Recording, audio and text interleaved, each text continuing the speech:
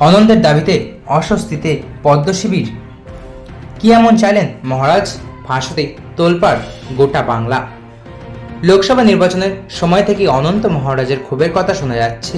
এবারের ভোটে কোচবিহারে পরাজিত হয়েছেন বিজেপি প্রার্থী নিশীথ প্রামাণিক। অনেকের অনুমান অনন্তের রাগের প্রভাব পড়েছে ভোটে। এবার তার আর এক দাবিতে পদ্ম শিবির অস্বস্তিতে পড়েছে বলেই খবর। অনন্তের কোন দাবিতে অস্বস্তিতে পড়ল গেরুয়া শিবির? এবারে লোকসভা নির্বাচনের সময় পৃথক রাজ্যের দাবিতে কোনো রকম উৎসাহ দেখায়নি বিজেপি। এই নিয়ে একটা দ্বন্দ্ব ছিল বলেই খবর। এবার ভোট সম্পন্ন হওয়ার মাস দুয়েকের মাথায় সংসদে গ্রেটার কোচবিহারের দাবিতে সুর চড়ালেন পদ্ম শিবিরের রাজ্যসভার সাংসদ অনন্ত মহারাজ। একই সঙ্গে কেন্দ্রীয় স্বরাষ্ট্রমন্ত্রী অমিত শাহকে বার্তাও দিলেন।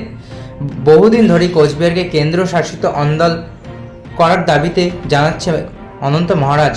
গ্রেটার কোচবিহার পিপলস অ্যাসোসিয়েশন সূত্রে জানা যাচ্ছে, তাদের তরফ থেকে জানানো পৃথক রাজ্যের এই দাবি মানা হবে এই প্রতিশ্রুতি দিয়েই অনন্ত মহারাজকে রাজ্যসভায় পাঠানো হয়েছে, যার বদলে পদ্ম শিবিরের নজর ছিল রাজবংশী ভোটের উপর।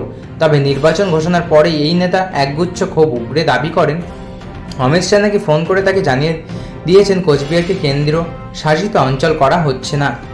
এই আবহে গতকাল রাজ্যসভায় কোচবিহারকে কেন্দ্রশাসিত অঞ্চল করার দাবিতে সরব হন অনন্ত।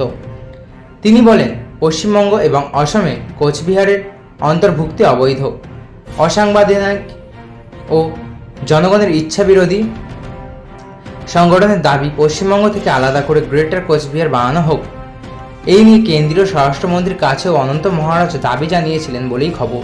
স্বাধীনতা পরবর্তী সময় থেকে কোচবিহারের মানুষ প্রতি যে অবিচার হচ্ছে সেটা যেন শোধরানো হয়, শাহের কাছে তিনি এদিন সেই দাবি জানান। এদিকে বিজেপি যে অনন্তের এই দাবির পাশে নেই তা স্পষ্ট করে দিয়েছেন পদ্ম শিবিরের আর এক রাজ্যসভার সাংসদ তথা রাজ্যের দলের মুখপাত্র শ্রমিক ভট্টাচার্য।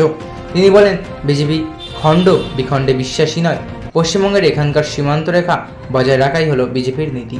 তো বন্ধুরা, এই ছিল আজকের ভিডিও। আশা করি ভালো লেগেছে। ভালো লাগলে অবশ্যই একটি লাইক করবেন এবং আপনার কী মতামত কমেন্ট বক্সে অবশ্যই জানিয়ে যাবেন। ধন্যবাদ।